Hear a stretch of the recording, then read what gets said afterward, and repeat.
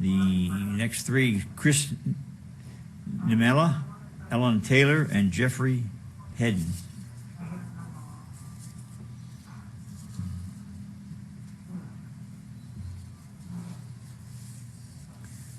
Good evening. My concerns lie with the inadequacies of the bird surveys. We're all familiar with the saying garbage in, garbage out. Well, I'm going to be blunt. I believe that the methods used to conduct these bird surveys are basically garbage.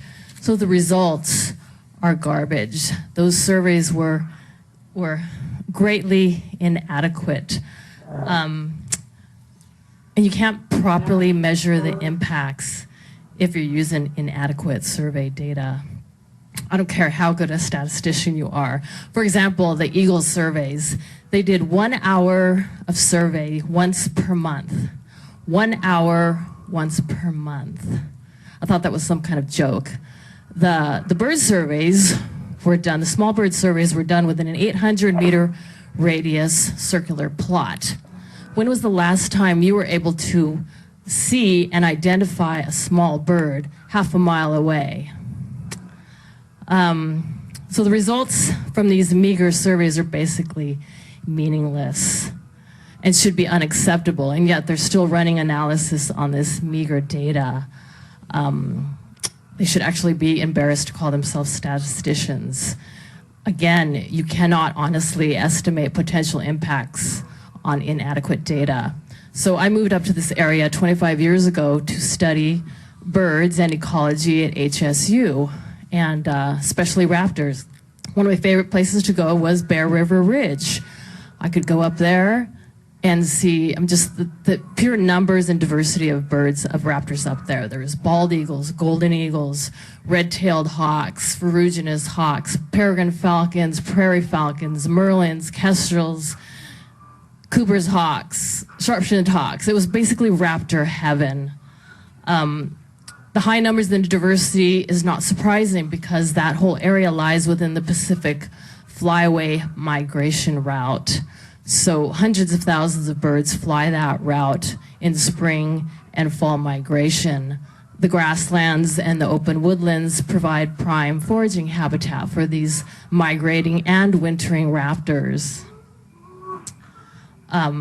There are so many raptors that pass through this area. In fact, researchers at one time thought of opening a migration station. So basically, two simple reasons why I believe this project should not move forward. Poor survey methodology, which grossly underestimates the eagle use of this area and thus underestimates the mortality rates. I'll say it again, you simply cannot properly estimate impacts using inadequate data. Number two, poor project location.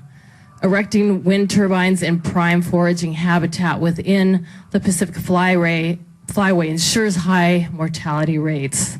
The only way to ensure a reduction in bird deaths associated with this project is to not build it in a migration flyway. Thank you. Thank you, Speaker.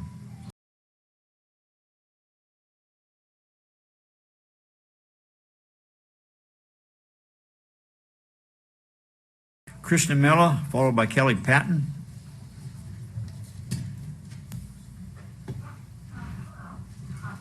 Good evening. I'm here to speak once again on behalf of the birds. I started working as an independent environmental consultant over 20 years ago. Perhaps I was a bit naive, but I thought the job of a consultant was to give a voice to the voiceless, to go out into the field and do thorough surveys so that the client, the agencies, and the public had a clear view of exactly what animals were on site and the potential impacts. Me and a small group of other biologists always worked on that premise. Most big consulting firms seem to work only to make the client happy and get all the projects approved. Spending 30 minutes once per week at each station for small birds and 1 hour per month on eagles it's inconceivable to me. I don't care whose guidelines they're following. That is simply not enough time in the field. When wind projects came to us to do bird surveys, you know what we did? We were on site for 8 to 10 hours every single day with our eyes to the sky. That means when 100 American white pelicans passed through, 500 vultures came through, 800 Swainson's hawks would pass through on their southerly migration to Argentina for the winter. And what about the 6 golden eagle nests that are within 2 miles of the proposed wind turbines?